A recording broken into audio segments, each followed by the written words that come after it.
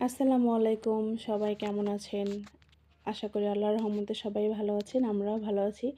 আজকে আমি আমাদের বরিশালের ভাষায় মাছটার নাম বলে নারিকেল মাছ।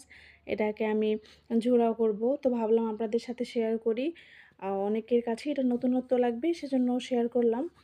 আমি ১ম এ তেলের মধ্যে পেঁয়াজ, রসুন, হলুদ, মরিচ, ধনিয়ার গুঁড়া এগুলো দিয়ে মসলাটাকে সুন্দর করে কষিয়ে নিলাম।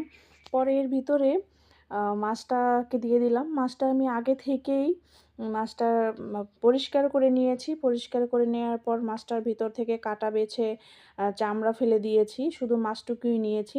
এটা বাচ্চারা খুব ভালো খেতে পারবে। এটা নদীর সাগরের মাছ এটা।